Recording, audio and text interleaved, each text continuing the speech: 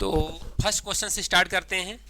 ठीक है, Microsoft Excel में टेक्स्ट डाटा के लिए डिफॉल्ट हॉरिजॉन्टल अलाइनमेंट क्या होता है? ठीक है, हाँ क्या होता है? Right answer left. अब कैसे होता है थोड़ा प्रैक्टिकली भी देख लीजिए इसको, है ना।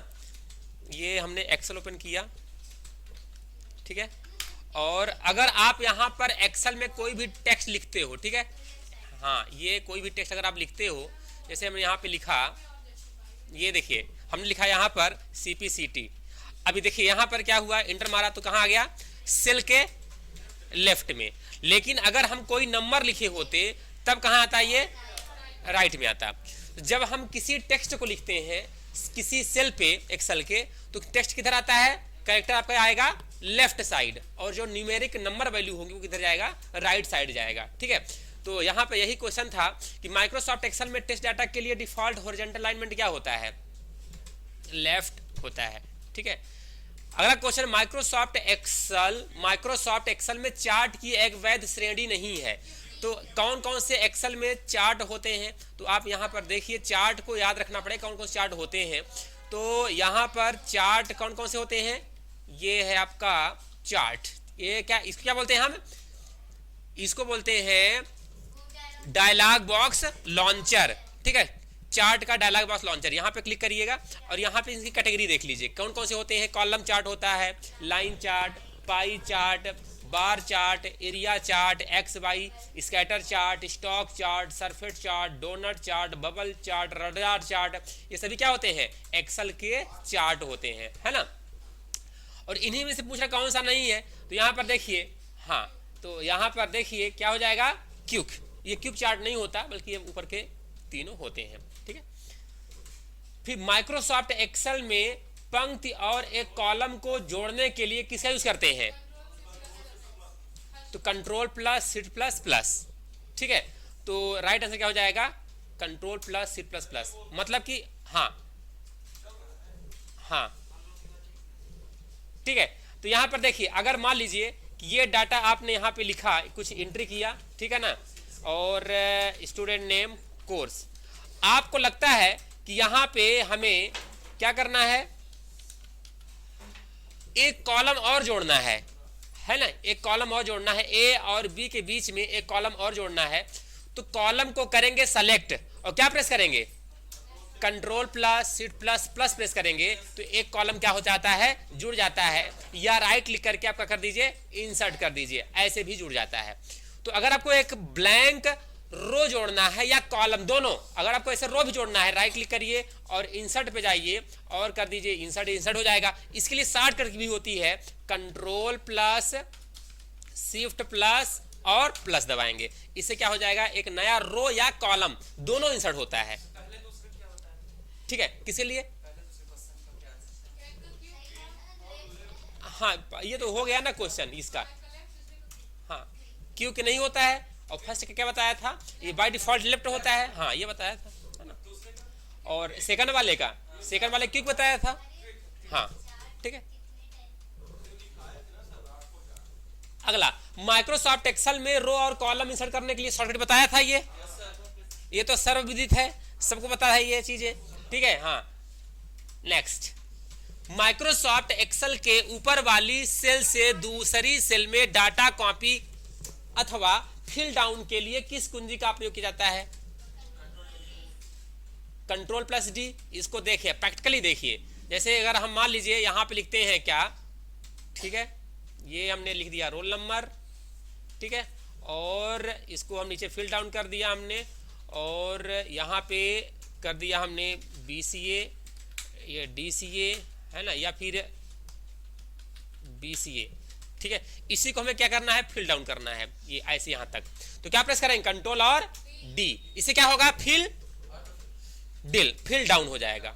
अगर हम इधर की ओर करते हैं, ये इधर की ओर, कॉलम की ओर, तो राइट कंट्रोल प्लस R, तो कंट्रोल R करने से क्या होता है?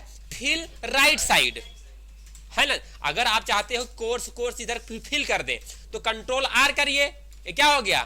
फिल राइट बोलेंगे, कंट्रोल प्लस R करने से नहीं नहीं, कंट्रोल प्लस आर, ये क्या होता है, इससे फिल राइट हो जाएगा। कंट्रोल आर करेंगे तो फिल राइट हो जाएगा, लेकिन कंट्रोल डी करेंगे तो फिल डाउन हो जाएगा। ठीक है, तो इसका जो आंसर होगा क्या हो जाएगा, कंट्रोल डी हो जाएगा। इसका आंसर क्या होगा, माइक्रोसॉफ्ट एक्सेल में फॉर्मेट सेल डायलॉग बॉक्स खोलने के लिए किसका प्रयोग नहीं करते हैं?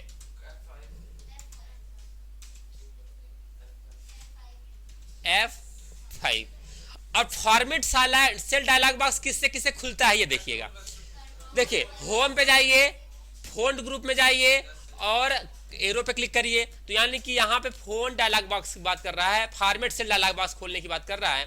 तो कहाँ जाइएगा आप, ये होम पे जाइए, होम पे फिर कहाँ जाइए, हाँ यहाँ पे जाकर के ये फॉर्मेट सेल डायलॉग बॉक्स खुल गया ये। या फिर इसी के लिए शॉर्टकट क्या बता रहा है, यहाँ पर क्या प्रेस करिए, कंट्रोल प्लस 1, कंट्रोल 1 प्रेस करेंगे ना तो फिर भी आपका ये फॉर्मेट सेल डायलॉग बॉक्स खुलता है। और अगर आप दूसरा क्या यूज करते हैं, control plus shift plus F, इससे भी देखिए कंट्रोल दबाया, शिफ्ट दबाया, एफ दबाया, इससे भी format cell dialog box open हो जाता है। तो अर्थात यहां पर तीनों का यूज करके आप फॉर्मेट सेल डायलॉग बॉक्स खोल सकते हैं, परंतु यह 5 का यूज करता है। यह 5 का यूज किस लिए करते हैं, नहीं नहीं नहीं, यह 5 का यूज हर सॉफ्टवेयर में अलग अलग होता है। जैसे अगर देखिए, ध्यान से देखिए, अगर आप यूज करेंगे क्या, अगर आप यूज कर रहे हैं, मान लीजिए नोटपैड यूज कर रहे हैं, सपोज आप क्या यूज कर रहे हैं, नोटपैड।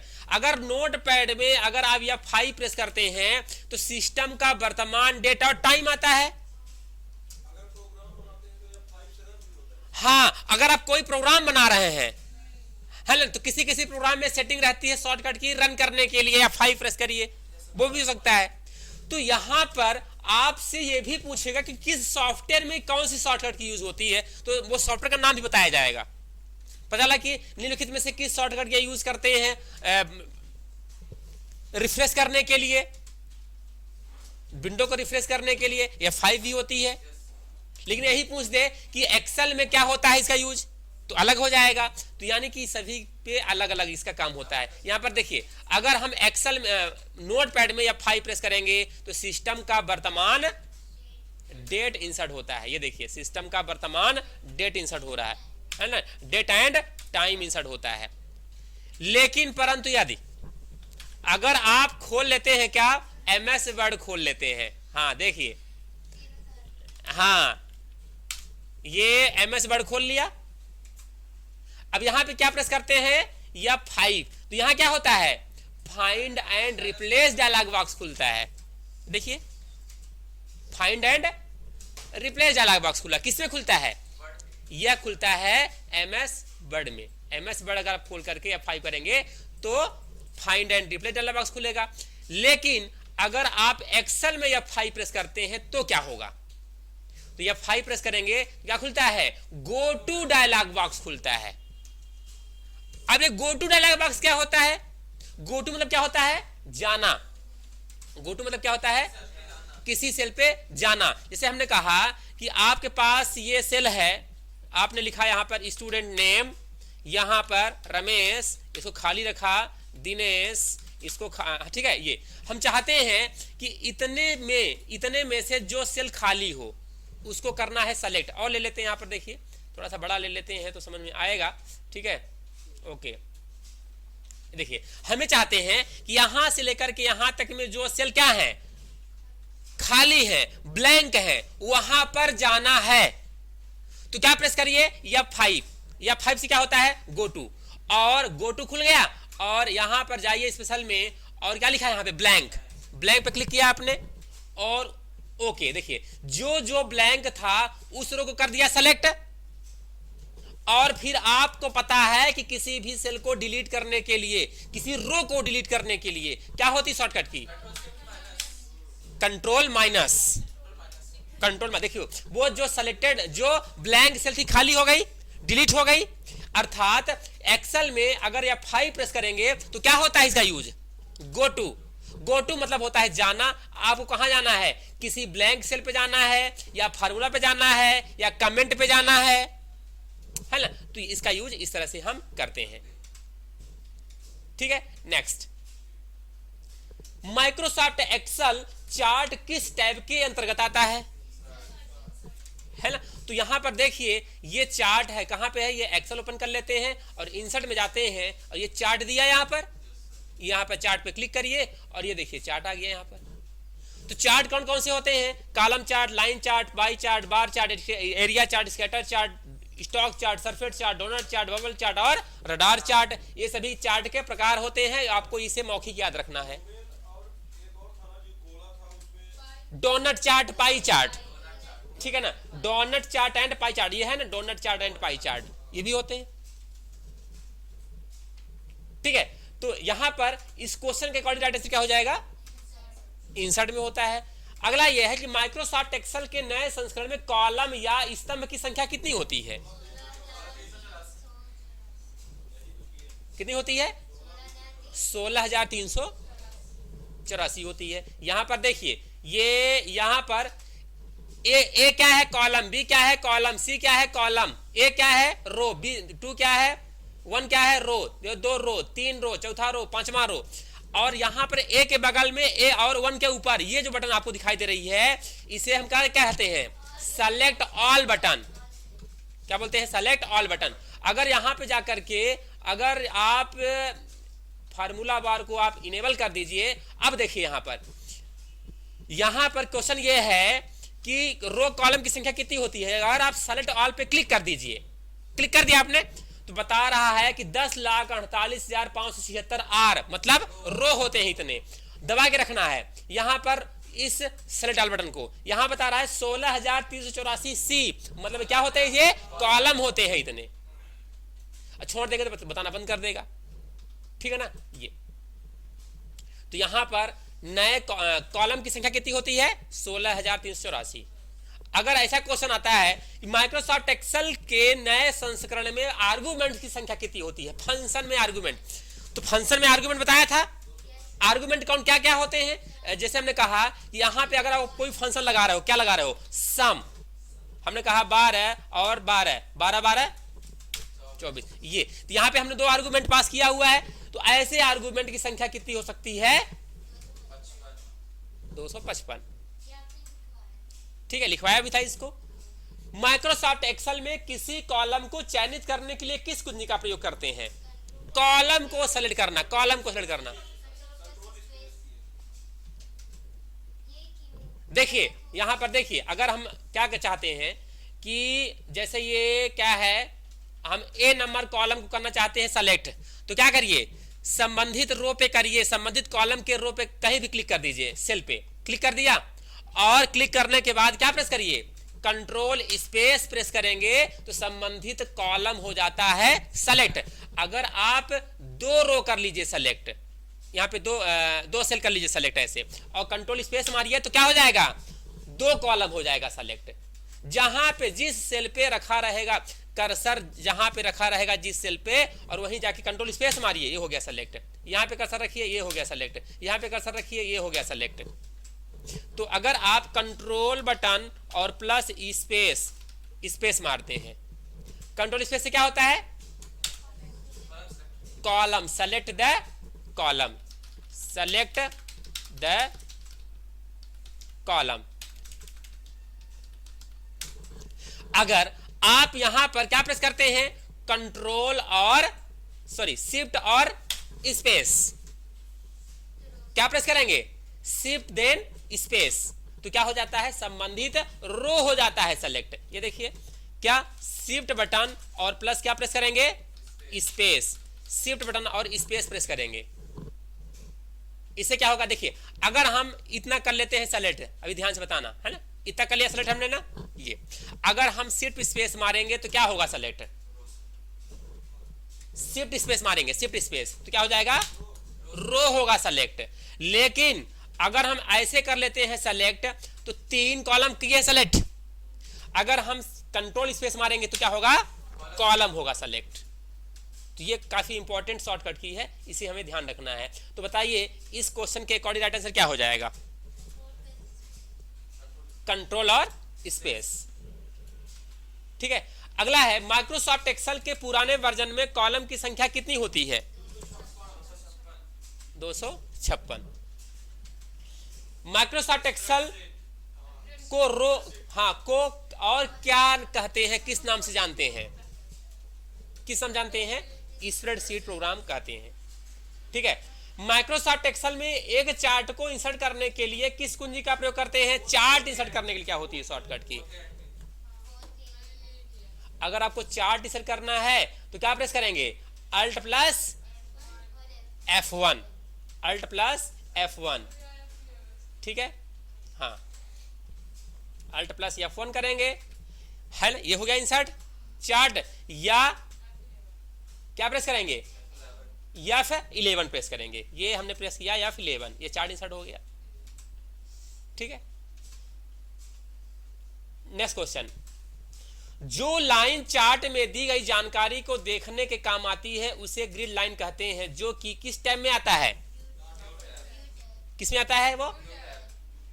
View tab. आपको यहां पर हम दिखाते हैं, जैसे लाइनिंग आपको दिखाई दे रही है, ये इन लाइनिंग को, इन बॉक्स को, जो बॉर्डर आपको दिखाई दे रहे हैं, बॉर्डर ये पतले पतले, इन्हें हम कहते हैं ग्रिड लाइन।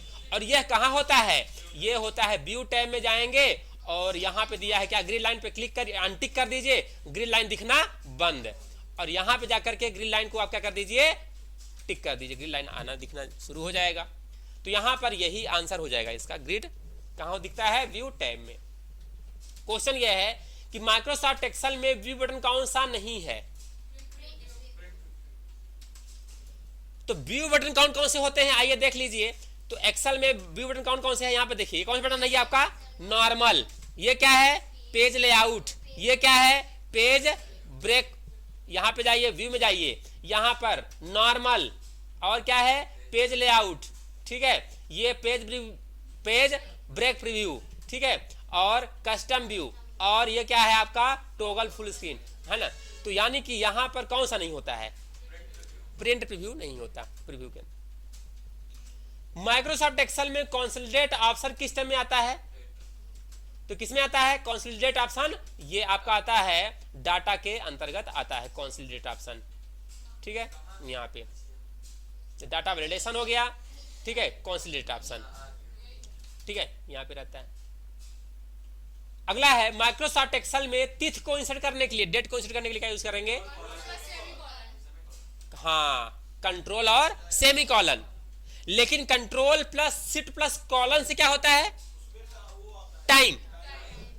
अगर हम कंट्रोल सेमी कॉलन प्रेस करते हैं, यहां पर देखिए, अगर हम कंट्रोल दबा के सेमी कॉलन प्रेस करते हैं तो सिस्टम का वर्तमान डेट जो भी हो रहा होगा, सिस्टम का याद रखिएगा, सिस्टम में जो हो रहा होगा वही आएगा, कंप्यूटर में जो वर्तमान डेट शो कर रहा होगा वही डेट आएगी। ठीक है, हाँ, ठीक है। माइक्रोसॉफ्ट एक्सेल में डाटा को आरोही या अवरोही क्रम में बदलते हैं, क्या करेंगे? कहां होता है वो? सॉर्टिंग में होता है। और सॉर्टिंग बताया था क्या होता है सॉर्टिंग में? डाटा को असेंडिंग या डिसेंडिंग ऑर्डर में करना। जैसे ये है, डाटा में जाइए और यहाँ पे सॉर्ट दिया है। अगर आपको रोल नंबर को क्या करना है? लार्जेस्ट टू स्मॉल में करना है तो ये कर दीजिए, लार्जेस्ट टू स्मॉल में डाटा आपका आ जाएगा ये। ठीक है, तो आरोही से अवरोही, अवरोही से आरोही क्रम में आप सॉर्टिंग कर सकते हैं। ठीक है, माइक्रोसॉफ्ट एक्सेल में अल्ट इक्वल का यूज किस लिए करते हैं? ऑटो सम। आसान क्वेश्चन था। जैसे मान लीजिए अगर आपको 12 12 12 इन तीनों क्या करना है? प्लस करना है, तो अल्ट और इक्वल प्रेस कर दीजिए तो आप देखेंगे कि ऑटो सम फार्मूला अप्लाई हो गया है, यहां पर ऑटोमेटिक सम कर देगा। कौन सा शॉर्टकट की होता है इसके लिए? अल्ट और इक्वल होता है ऑटो सम अप्लाई करने के लिए। ठीक है, इसके बाद माइक्रोसॉफ्ट एक्सेल में शेष, हाँ, शेष फल ज्ञात करने के लिए क्या होता है? फंक्शन होता है। कौन सा होता है? मोड फंक्शन होता है। कैसे काम करता है ये? तो अगर आप यहां पे देखेंगे, अगर हमने कहा इक्वल टू मोड फंक्शन, 12 को डिवाइड करिए 2 से, शेषफल कितना आएगा? 0 आएगा। अगर आप 13 को डिवाइड करेंगे 2 से तो क्या आएगा? शेषफल 1 आएगा। तो यानी कि मोड फंक्शन रिमाइंडर निकालता है, शेषफल निकालता है। माइक्रोसॉफ्ट एक्सेल में समीकरण, इसका आंसर क्या आएगा? क्यों? हाँ, आपने क्या लगाया था? हाँ? आपने क्या आंसर लगाया था?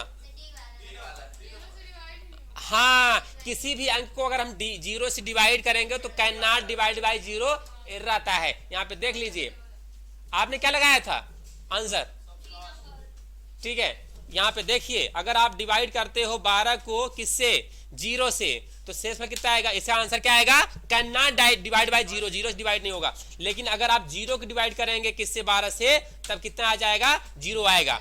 लेकिन किसी भी अंक को जीरो से डिवाइड करें, किसी भी अंक को जीरो से करेंगे तो वो can not divide by zero, और यह एरर आएगा। तो अगर इसका कैलकुलेशन किसी के अंदर आप डाल रहे हो, किसी भी फंक्शन के अंदर, तो वो क्या आएगा, एरर ही शो करेगा। राइट आंसर यही होगा। माइक्रोसॉफ्ट एक्सेल में किसी सेल का नाम कहां पर शो होता है, क्या होगा, नेम बॉक्स। कैसे, यहां पर देखिए, हमने अभी कहां पे क्लिक किया हुआ है, देखिए यहां पर इसका आंसर क्या होगा, ये कहां क्लिक किया हुआ है, कहां क्लिक किया हुआ है, ये 7 पे, क्या है, नेम बॉक्स। अभी हमने कहां पे क्लिक किया हुआ है, B10 पे, कहां क्लिक किया हुआ है, C5 पे। एक्सेल में पहले सेल का नाम क्या होता है, A1, ठीक है, कहां शो कर रहा है, नेम बॉक्स में, ठीक है। तो किसी भी सेल का नाम कहां शो होता है, नेम बॉक्स में होता है, ठीक है। माइक्रोसॉफ्ट में अधिकतम जूम कितना होता है, अधिकतम जूम कितना होता है, 400। तो यहां पे देखिए, तो यहां पर जूम करिए, ये है जूम ऑप्शन, अधिकतम करेंगे तो कितना जाएगा, 400%, और मिनिमम कितना होता है, 10, और डिफॉल्ट रूप से कितना होता है, 100 होता है, ठीक है। चलिए, तो इसका राइट आंसर क्या हो जाएगा, 400। लेकिन अगर न्यूनतम की बात करता है तो न्यूनतम कितना होता है एक्सेल में जूमिंग, 10%। वेरी गुड, ठीक है। माइक्रोसॉफ्ट एक्सेल में सेलेक्ट ऑल बटन कहां पर होता है, सेलेक्ट ऑल बटन अभी बताया ना हमने, कहां होता है ये सेलेक्ट ऑल बटन। तो आप यहां पर जाइएगा और ये देखिए, ये है क्या, ये बटन, एक के ऊपर, एक के बगल में ये बटन, इसको कहते हैं सेलेक्ट ऑल। इस पे क्लिक करने से क्या हो जाता है, सेलेक्ट ऑल सेल हो जाता है। तो एक के बगल में और 1 के ऊपर होता है। तो लेफ्ट ऑफ कॉलम ए के बगल लेफ्ट में, और रो टॉप ऑफ रो 1 इसके ऊपर होता है। राइट आंसर ये हो जाएगा, ठीक है। नेक्स्ट क्वेश्चन है कि माइक्रोसॉफ्ट एक्सेल में कम से कम कितनी सीट का होना आवश्यक है, कम से कम काम करने के लिए 1 सीट का होना आवश्यक है। राइट आंसर ये हो जाएगा, ओके।